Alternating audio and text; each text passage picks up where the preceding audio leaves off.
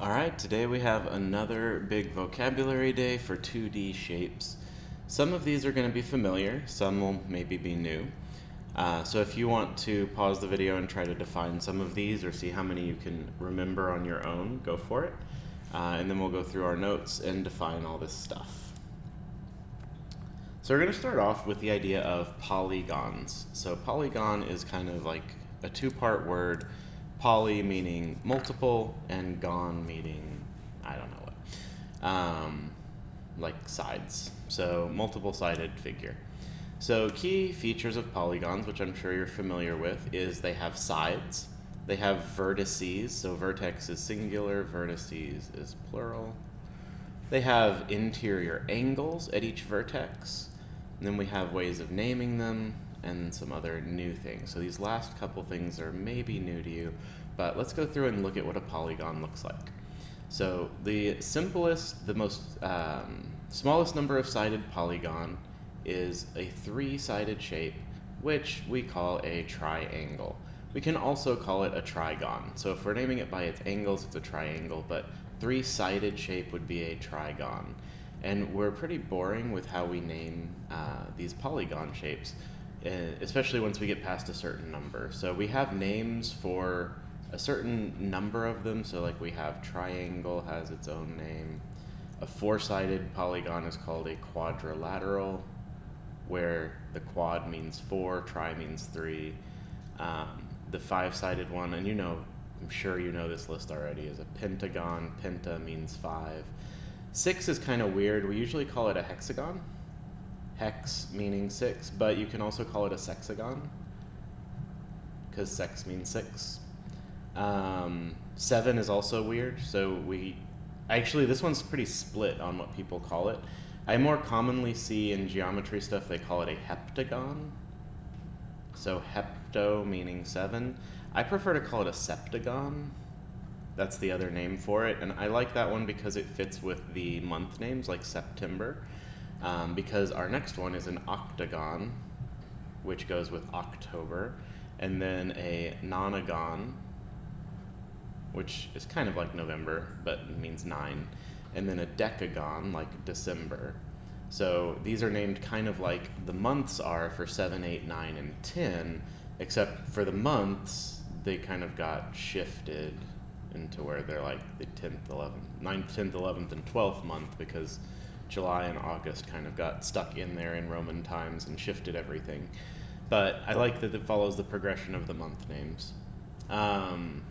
So there's some bigger ones that have names, but generally past decagon, we just refer to them with a generic name. So like a dodecagon, you may see that's a 12-sided shape, so 2 and 10. But beyond that, we generally are just calling things an n-gon. So n-gon is a generic for like number of sides. So we could have a 26-gon, just a boring way of saying a 26-sided shape, or a 50-gon, that's a 50-sided shape. So just generic naming, these things usually end in gons, they're all gons. So you know what sides are? Sides are the line segments connecting vertices. Vertices are the corner points where our angles are. Interior angles are the angles inside of the shape, so these guys right here. There's also exterior angles. You may remember from probably 7th Cap that you had triangles, and one thing you learned about triangles was called the exterior angle theorem, which says that if you have angle A and B inside the triangle, then the remote exterior angle is the sum of those two. So I think that's kind of a strange property to even define, because we also know that A, B, and D are the interior angles of a triangle, and they make 180. And D and C are a linear pair, they make 180. So of course C is the same as A and B. But point is, there's also exterior angles. So if you extend one of the edges of a polygon, one of the sides, beyond the shape, then you get exterior angles, and you can do that at every vertex. So we'll be doing some stuff with exterior angles later, but basically whether I extend this line or this one, the exterior angle is the same because the two options for how to draw the exterior angle are vertical to each other. So here I could have drawn C there, or I could have drawn C there, and it would be the same. This is still an exterior angle for A and B. Okay, so interior angles, naming. So naming polygons, triangles have a special designation because triangles are made up of 3 points. So if I have a triangle DEF, I can't just call it DEF because, like we've talked about, that name is reserved for a plane. So DEF names a plane, which is an infinite 2D surface. We want to name just this triangle that's bounded by these 3 sides. So to differentiate it, we put a literal triangle symbol in front of triangle names. Beyond that, though, we don't have a symbol for all these other ones. We can just string the letters together. So if I made a shape like that, say that's a sharp corner, called J, K, L, M, N, I can name this by those 5-point names with no other notation or symbol. The only thing that's important is I have to go around the shape in one direction. So I could call this J, K, L, M, N. J, K, L, M, N, like that. And generally we'd probably say like polygon JKLMN or pentagon JKLMN. But we need to go in order, and it doesn't matter which way we go around, but we have to pick a direction and a starting point and go all the way around. We can't skip around like K, M, J, N, L because the order tells us how we're drawing the edges. So I could also call this, go the other way, call L, K, J, N, M. There's lots of names I could give this that are all equivalent as long as they're valid. Okay, so we did naming. So next thing is concave and convex. So you may be familiar with these concepts. Concave is something that's kind of like caved in, so like a valley is concave. And then convex is something that bulges out, so like mountains. So like from science, maybe you've done like valleys are a concave feature and hills are a convex feature. So I think of cave as being the key word here. It's like it's caved in, and shapes work basically that way. So this is a convex polygon, and this is a concave polygon because there's a side that looks like it's kind of caved in. The formal way of defining the difference is by extending all of the edge, all the side lines, like I did here. Notice how none of them go into the shape. They're all continuing away from the shape as I draw them. But if I do the same thing here and I draw this one and this one and this one, that's fine. But when I try to continue this segment this direction, now it's inside of the shape. So if you extend any of the sides and they pass into the interior of the shape like these, then this is going to be a concave polygon. So even if it's just one edge, right, all of these other corners are facing outward, but this one corner right here faces inward and basically looks like somebody punched it and caved it in. So whether you think of it as a corner that's pointing into the shape or extending the sides and that line crossing through the shape, it's the same idea. Either of them kind of works. Like I said, my mental image I use is I look at the corners as kind of like pointers. So like this corner is pointing out, this corner is pointing out, but this corner is pointing into the shape like it's caved in. And then last thing we want to talk about here, so, and just to be clear, anything that's not concave is convex. So if every vertex points outward, it's convex, so all out. This is any pointing in, even one. If you have 20 vertices and one of them points in, that's a concave polygon. Last thing we're going to talk about here is regular and irregular.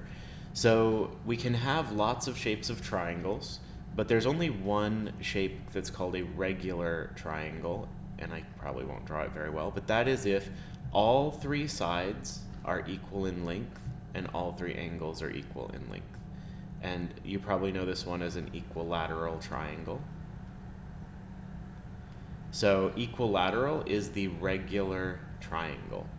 Now we can make it bigger or smaller. I haven't said how big the sides are. I could make a really big equilateral triangle or a really small one. But a key feature is they will always be similar to each other because they have the same angles and the sides stay proportional. So regular quadrilateral, you probably know, is where all 4 sides are equal, and this guy is a square. So key feature of regular is all sides are equal. The angles can be equal without it being regular. For example, if I take this square and stretch it out and make a rectangle, now I have 2 different side lengths. All 4 angles are still equal. So the angles don't give it to us, the sides are what gives it to us. So regular is all sides are congruent. And irregular is literally anything else. So any triangle that's not equilateral, any quadrilateral that's not a square, we call an irregular polygon. So kind of like concave, it only takes one difference to distinguish it. It has to be this perfect shape to be regular. And as we add, I'm not going to be good at drawing this, but as we add more sides to a shape, that would go that way. So this would be it's not, but you get the idea of kind of a regular pentagon. Regular hexagon is kind of like that, if it were better. But what I want you to see is, as you add more and more sides, the shape kind of becomes rounder and rounder. So think of like a stop sign that's a regular octagon. It's closer than all these others to being circular. So the more sides we add, if we had like a regular of this guy, a 50gon, it would look almost like a circle because all of those 50 little sides are kind of approaching the shape of a circle. So regular shapes look kind of circular, look like circles. Or they're at least approaching the shape of a circle. And if you wanted to draw a circle, you could center a circle at the center point of it and draw a perfect circle that would just fit right inside and touch each of the edges perfectly. All right, so yeah, that's all of our polygon vocabulary. But before we move on, we called today's topic 2D shapes, not polygons. The reason is that polygons are very specifically things with straight sides. So every side has to be a line segment. We can't have, even the shape I drew here, DE is not straight. So technically that wouldn't be a polygon. But moreover, a circle, even though our infinitely many regular shapes approach a circle itself is not a polygon because it doesn't have straight sides, it has a curved edge. Same thing if I drew like this shape here, or the shape I drew here that's convex and concave. These curved edges disqualify it from being a polygon. We can't have any arcs or semicircles or splines or any kind of shape that is not a line segment as an edge. So there are other 2D shapes, but polygons are the ones we're focusing on right here, and they have line segment edges. So characteristics. I already talked about naming. I listed out a bunch of names. If you ever don't know the names or if you're not familiar with them, just Google polygon naming and you'll get that list that I kind of wrote on the last slide, but in way better handwriting. So n-gon, remember, is just an arbitrarily sided polygon. So n can be any number. And in all of math, n we use as a stand-in for number. So if you remember arithmetic sequences from last year in algebra, we had like a sub n minus 1, where n is just like whatever term number you want. So n in math is our generic like prefix that just means any number.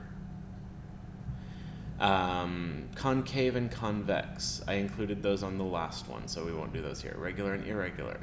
Okay, so I already covered a lot of these on the last slide. Let's not worry about those. Let's look at equilateral and equiangular just because I talked about them on the way to regular, but really those are the 2 criteria.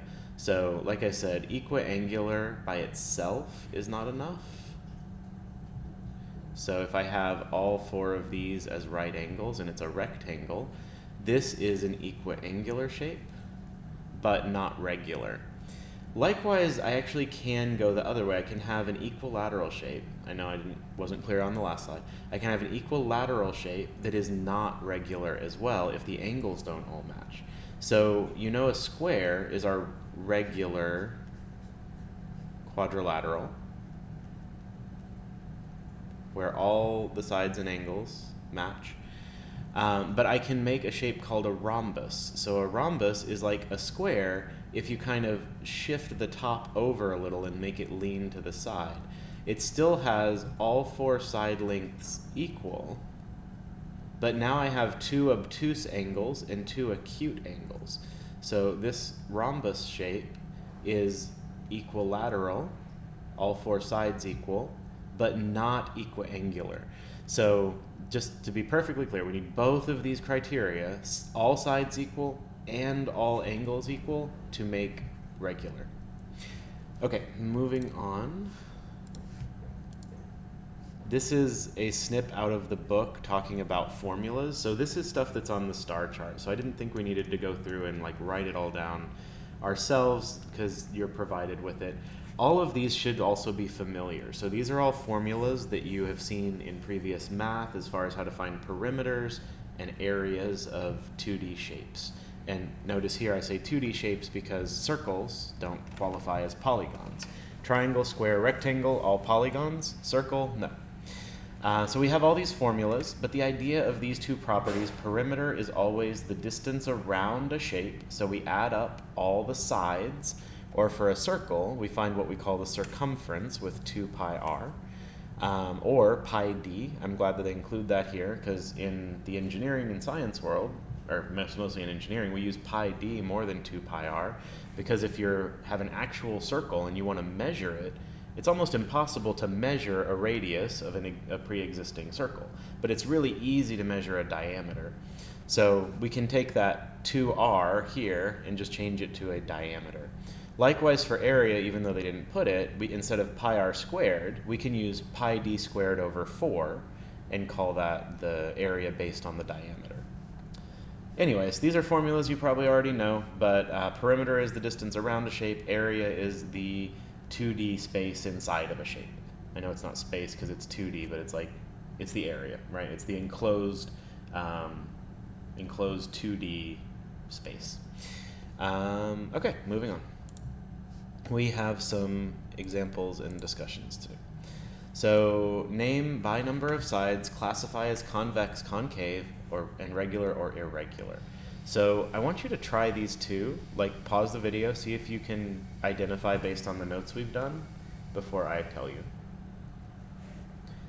Okay, so this one, we're gonna count the sides. We have 1, 2, 3, 4. That makes this a quadrilateral. And quadrilateral is a family where there's lots of different names for shapes. Like this one would be a trapezoid because it has 1 pair of parallel opposite sides. I guess I assume it's a trapezoid. They don't actually tell us it's parallel.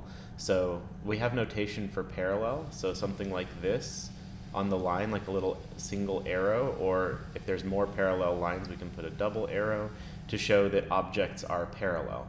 So I guess without that, we don't really know that it's a trapezoid, so we'll just call it a quadrilateral. Then classify as convex or concave. So all of the corners are pointing outward. So this is going to be convex. And lastly, regular or irregular. Well, all 4 sides are different lengths, so it's not equilateral, and it doesn't look equiangular, so definitely very irregular. Also, that is not how you spell that. Try again. Irregular. Also, if you look at it, the shape doesn't look very circular at all. Like, it doesn't look like it's moving toward being circular in shape because it's got stuff sticking out differently in different areas. Also, something I didn't talk about with regular shapes is regular shapes always, and we saw this before with symmetry, regular shapes always have rotational symmetry with an order equal to their number of sides. So this shape clearly doesn't have rotational symmetry. So it should have a rotational symmetry of 4 in order to be regular. Okay, second one, name by number of sides, classify. So number of sides, we have 1, 2, 3, 4, 5, 6, 7, 8, 9. The way I just counted that is really dumb. Don't do that. So pick a side, start from it, and go around clockwise or counterclockwise. So I'm going to start from this side and go 1, 2, 3, 4, 5, 6, 7, 8, 9. It's very easy to miss a side if you don't follow like around the shape from vertex to vertex like that. So we have 9 sides. We called that a nonagon. Kind of wish it was called a novagon, but it's not. Classify as convex or concave. Well, we have a bunch of corners pointing out here, but we also have this one and this one pointing in, this one and this one pointing in. And remember, it only takes a single inward pointing corner in order to have a concave polygon. And then regular or irregular, obviously very, very irregular. We got lots of different stuff going on. Okay, the last one on this page, oh, there are 2 more. Let's pull them up. So we have 2 more examples. If you would like to pause and try them, go for it. If not, then I'll go through it with you. So it says name this one by sides, 1, 2, 3 sides. This is a triangle. Specifically, it's an equilateral triangle because all 3 sides are equal, all 3 angles are equal. That means it is a regular shape. Regular polygon. And then concave or convex. Regular shapes are always convex. They cannot be concave. Name the polygon by the number of sides. So we have 4 sides, so this is another quadrilateral. This one has all 4 side lengths equal, so this is the one I told you if we wanted to be more specific would be called a rhombus.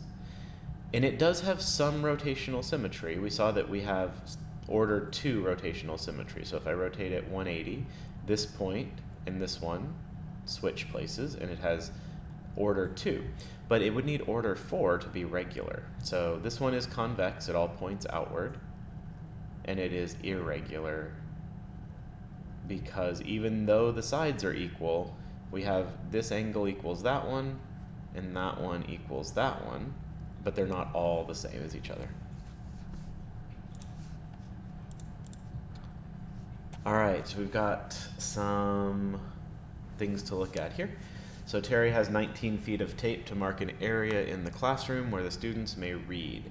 Which of these shapes has a perimeter or circumference that would use most or all of the tape? So this is kind of a thought experiment about the relationship between perimeter, which he's drawing with the tape, and area, which is our 2D property. So let's go back and look here. So if I have a square, I can divide the tape into 4 equal pieces, and my 4 sides would all be 1/4 of 19.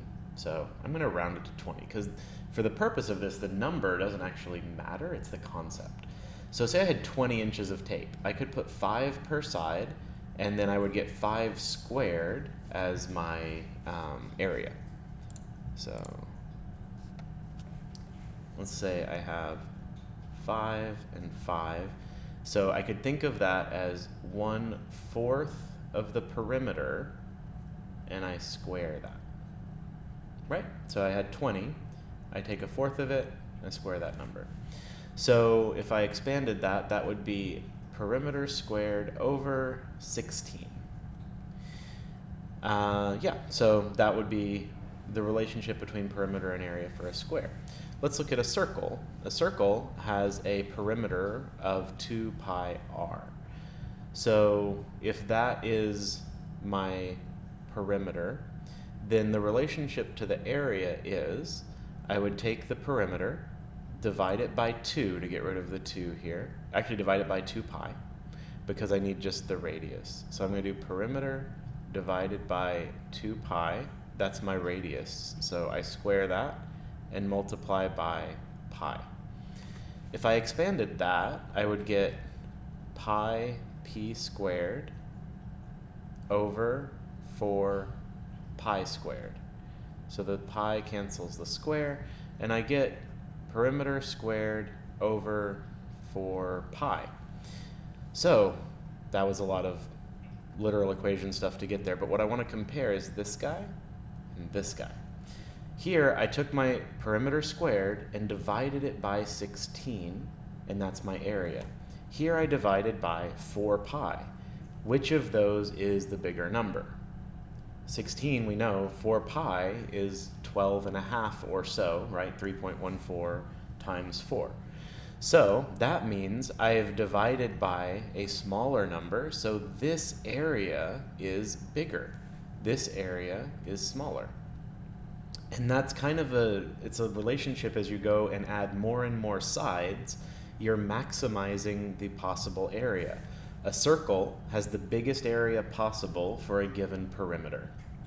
So if we've picked a shape in between that was like a hexagon or something like that, we could do a similar calculation, and it would end up being p squared divided by some number in between 16 and 12.5, right? It's going to be kind of an approach. The more sides you add, the more this 16 moves closer to being 4 pi. So hopefully that's not confusing, but it's an interesting concept that the maximum area you can get inside of a shape is by making a circle as the perimeter rather than any number of like sides. And the fewer sides you have, the more inefficiently you're encompassing an area. So it says, which one would use most or all of the tape? Square, circle, triangle, rectangle. Well, it's going to be circle unless he's not using all the tape. Let's go ahead and calculate just in case. I haven't calculated this question, so I don't know if he's using all the tape. So a square with a side length of 5, that is 25 square feet. A circle with a radius of 3, that is pi times 3 squared, pi r squared, feet squared. So that's 9 pi square feet. Well, 9 pi is 27, or more than 27, almost like 28, 29, something like that. So this one's out. A right triangle with each leg 6 feet. So right triangle looks like that. The legs of the right triangle are the straight parts. So our formula here is 1/2 base times height. So that would be 6 times 3. So that's 18 square feet. That's really small. Remember, the smaller the number of sides, the more inefficient. Or a rectangle that's 8 by 3. So that should be like 8. So that he's not using all the tape every time, so we did need to calculate it. So a rectangle that's 8 by 3, that's going to be 24 square feet. I was going to say a rectangle should be quite a bit more inefficient than a square, but here he's used 22 feet of tape, and up here he's used 20 feet of tape. So the reason this is so close is because it's got the same or a different amount of tape encompassing it. So in terms of all shapes, a circle is the most efficient, but if you have a 4-sided shape, a square has the maximum area, because if I make my length really big and my width really small, I lose a lot of area there. So rectangles don't encompass area as efficiently as squares, but circles do it the best. So our circle is our most efficient. What do we have next? So each of these shapes has a perimeter of about 88, which has the greatest area. Here's actually where I could have talked about that thing. So it says we have basically equivalent perimeters, and which one has the biggest area? The answer is a circle. If the perimeters are equivalent or roughly equivalent, a circle has to be the most efficient. So I'm not even going to calculate all of those because I know that circles encompass the most area for a given perimeter. All right, this one says, find the perimeter and area of this pentagon. This one I would like you to try, so I would say pause the video here and see if you can find the perimeter and the area, and also think about what strategy you can use to do that, because this shape, 1, is irregular, and 2, pentagons weren't even on our list of formulas. So try it out, and then I'll go through it. Okay, so we have all our points here. What I'm going to do to find the area is I'm going to subdivide this shape into shapes that I do know how to deal with.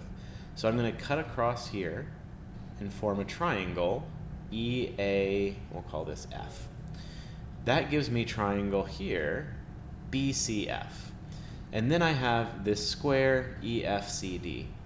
So I can find the perimeter and the area, well, I can find the area of each of those. The perimeter I'm going to find directly from this shape because I don't care about these lines in the middle. So let's do perimeter first. From E to A, I'm going 3 over and 3 up. So we know from our distance formula that we're going to do the square root of 3 squared plus 3 squared. So that's the square root of 18. We can simplify that as 3 times the square root of 2. And that's a property of 45-degree triangles. So this triangle has two right triangle. This has two 45-degree angles. And they always will have equal sides because they're isosceles. And the diagonal will always be the side length times the square root of 2. This is a property we'll get to later with special right triangles, but it's a really good shortcut to not have to do these steps and just know that length is this times the square root of 2. So that's one side. This side over here is a 1, 2, 3, 4 high triangle. I'm going from A to B here, right? I'm not using my blue lines in the middle. I'm trying to find the length of AB. So I have a triangle that is 4 high, so that's 4 squared, and it is 1, 2, 3, 4 wide, so it's going to follow the same pattern and be 4 square root of 2.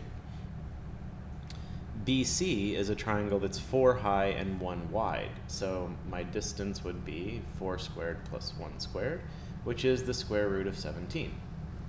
So now I have these sides. These two are easy because they are vertical and horizontal. Vertical and horizontal are one-dimensional, so we don't need a distance formula. ED is just 1, 2, 3, 4, 5 units, and DC is 1, 2, 3, 4, 5, 6 units. So if I add up my 5 sides, first of all, it's a pentagon. I want to make sure I'm adding 5 numbers. I have 2 whole numbers. Those give me 11, plus 3 square root of 2 plus 4 square root of 2. Those are both the same size things. They're both square roots of 2. So I can combine those into 7 square root of 2. Plus, this square root of 17 is different. He doesn't combine with anybody. So without a calculator, this would be our answer for the perimeter. If we used a calculator, we could get decimal approximations for square root of 2 and square root of 17 and come up with a single number. In fact, I know we're not doing calculators, but let me do that just so we can see. Okay, so I've got my Desmos calculator. We're going to check 11 plus 7 square root of 2. Move over. Plus square root of 17. So if we put those together in a decimal format, then it looks like we have almost exactly 25 for our perimeter.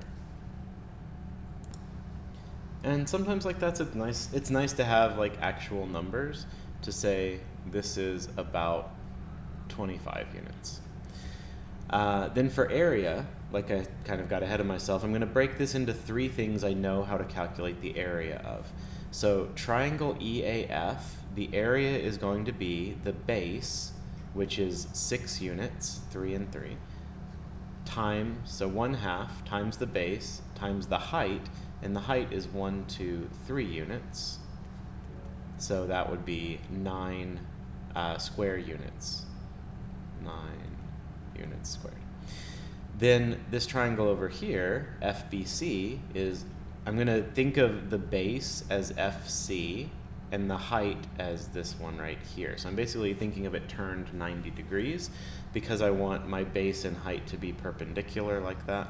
So FC is 1, 2, 3, 4, 5 long. So I have 1/2 times 5 times a height of 1.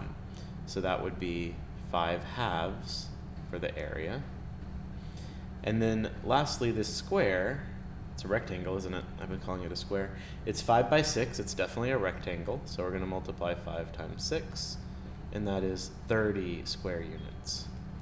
So this one I can do without a calculator. We have 39 plus 2.5 is 41.5 square units. Or as a fraction, it would be 83 over 2. Is that right?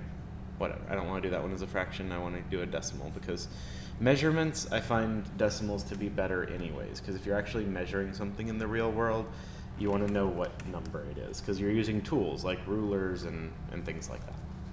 Okay, so we found a perimeter and area of this complex shape. If you did it on your own, hopefully you got these two answers that I have here. Then that is all for today's notes and practice, at least together practice. There's pages in the book here, so this is the chapter page. This is our assignment, and the key for it is on Canvas. And then today's pages in the workbook are 12 through 15.